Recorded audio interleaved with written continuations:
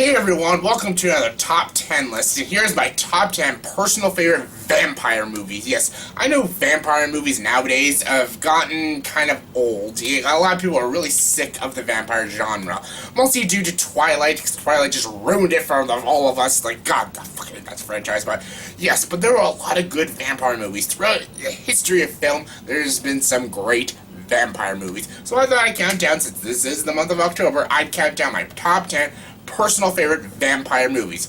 Let's get to it, shall we? And before top 10, let's get out of your honorable mentions. And my honorable mentions for vampire movies are The Brides of Dracula, Blade, Blade 2, 30 Days of Night, Let Me In, Underworld, and Daybreakers. Great films, just couldn't make the top 10. What did make my top 10 was my number 10, and that movie is Near Dark. Yes, Catherine Bigelow's Near Dark. I am a big fan of Catherine Bigelow. I love Catherine Bigelow. I love movies like Point Break, Strange Days, Hurt Locker, Zero Dark 30. Those are some of her best films, especially Zero Dark 30, like my favorite of hers. But I love Near Dark. Near Dark is like my second favorite film of Catherine Bigelow. I really love it. It's so good. I love the weird style, kind of a western kind of style of a vampire movie, and it's done so freaking well. Bill Paxton steals the movie. He's fantastic in this movie. Typical silly, over-the-top Bill Paxton, but he's great, and the direction's really good. It's very gothic, it's very dark, and it's also very entertaining. It's a very entertaining vampire movie, and it's a Catherine Bigelow movie. What else you can need? It's fun, and it's Catherine Bigelow. There you go. There's your vampire movie. Coming number 9 is From Dusk Till Dawn. Yes, it's Dark Knight. Dark Knight. Yes, Quentin Tarantino, George Clooney as the Gecko brothers. God, those two are crazy as shit, but they're freaking awesome. I love Tarantino, and I love George Clooney in this movie. Tarantino did help write this movie, and you can really tell in the first act, but this is directed by Robert Rodriguez. This is a total Robert Rodriguez movie. Like, the first act of this movie feels like a mob, criminal, crime thriller, like a Tarantino movie, but as soon as they get to the titty twister, it's a straight-up Robert Rodriguez movie. Like, it's silly, it's got vampires, they're trying to fight for their lives in the titty twister and try to survive the night. It's bloody, it's violent, it's silly, it's over the top. It's a frickin' blast. I love From Dusk Till Dawn. I love how silly it is. I love how strange it is. I love the first act. I love how it feels like a Tarantino movie. Then it turns into a Robert Rodriguez movie. I love Robert Rodriguez, and I love Quentin Tarantino. So the mixture between the both of them makes an amazing movie, and this movie is amazing. Coming number 8 is The Lost Boys. Yes, Joel Schumacher, he made a good movie. Yes, before Batman Forever, before Batman and Robin. He still made Phone Booth after those movies, but still, before that, he made The Lost Boys. He also made The Climb, which was also a good movie, but still, The Lost Boys, hands down, Joel Schumacher's best movie. I know a lot of people love The Climb, Phone Booth, Falling Down. They love those movies. Good movies. Lost Boys is hands down Joel Schumacher's best movie. It's so freaking good. It's campy, it's violent, and it's well acted by its entire cast. Even Corey Feldman. I know, I'm not a big fan of Corey Feldman, but he's good. I like him as a kid actor. Kiefer Sutherland is the ultimate badass in this movie, and these kids, I love these kids in this movie. I love these vampire expert kids. They're freaking awesome to watch, and the vampires are really cool. They're the traditional vampires. The look of them look really good, very practical effects, and this movie is just awesome.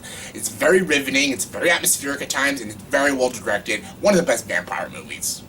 Coming number 7 is Dracula, Prince of Darkness. Yes, anything with Peter Cushing and Christopher Lee, I'm in.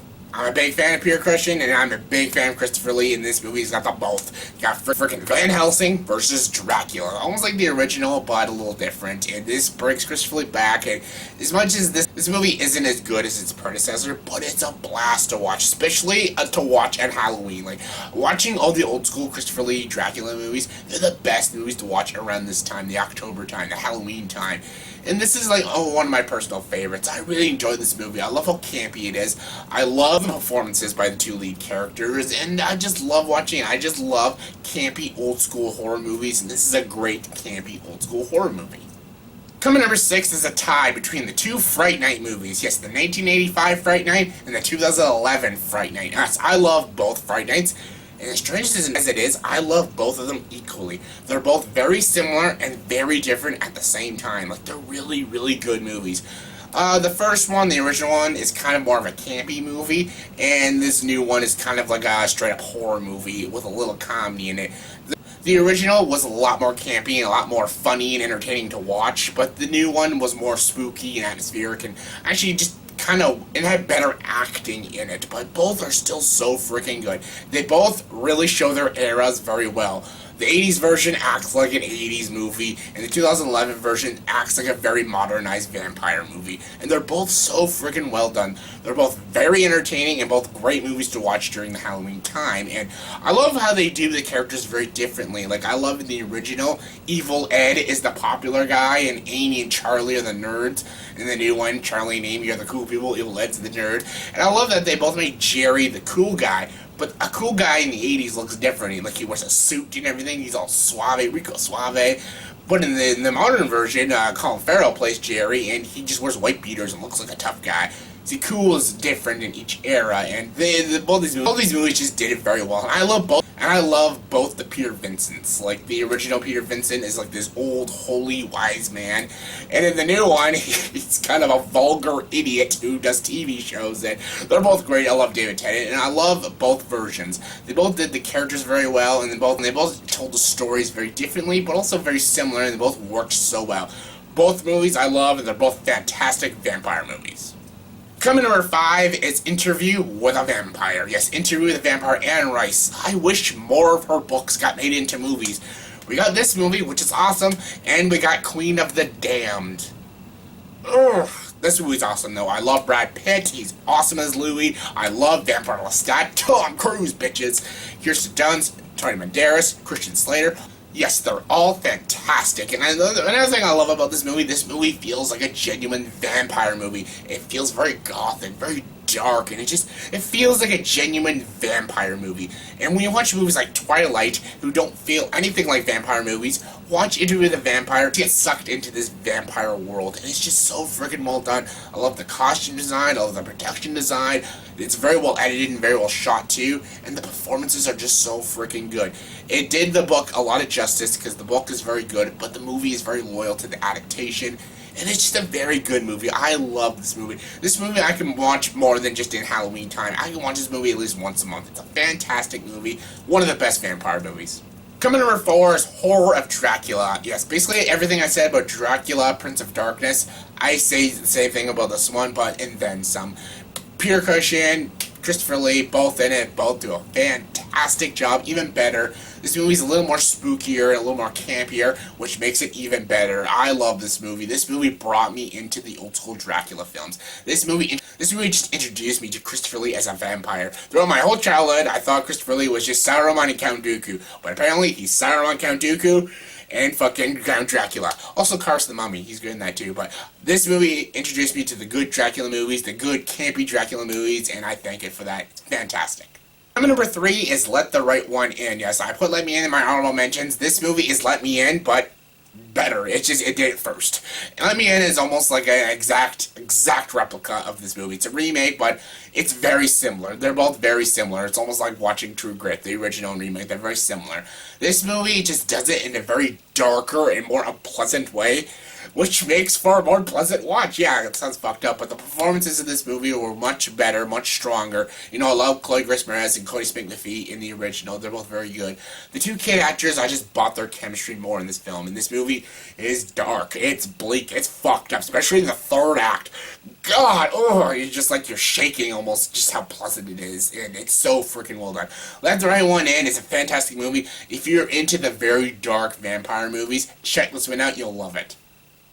Coming number 2 is Only Lovers Left Alive. Yes, this movie is brilliant. Just so freaking good. I watched this movie recently, and I was blown away by this movie. Just blown away. This movie is almost like bringing you into a trance. This is like the Lost in Translation of vampire movies. Yes, and that's a compliment. If you say, fuck Lost in Translation, you know what? Fuck you. That movie's awesome. And this movie's awesome. This movie is just so freaking well done. The performances are top-notch. Tom Hiddleston and Tilda Swinton are both fantastic in this movie.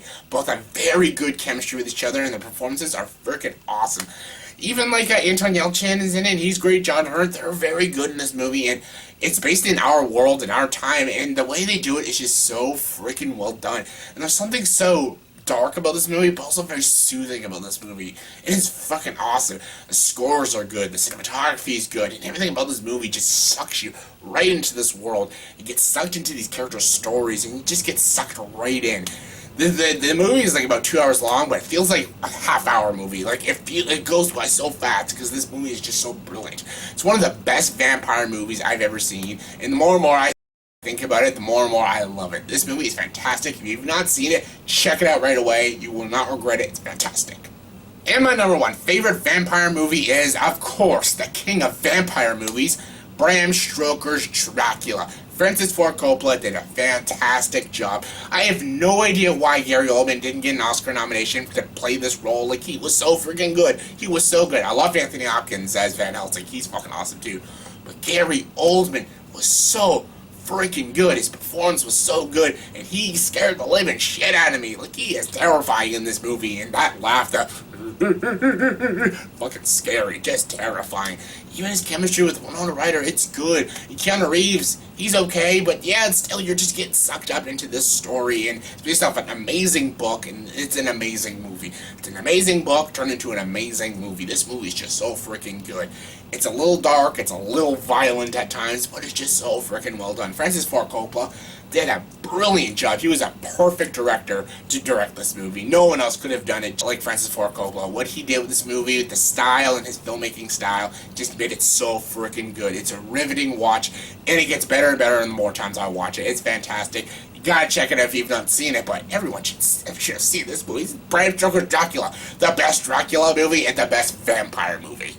So yeah, that was my top 10 personal favorite vampire movies. So yeah, in the comment section below, give me your top 10 personal favorite vampire movies. Comment below and let me know. And as always, if you like this video, please like, subscribe to this channel, and join the dark side.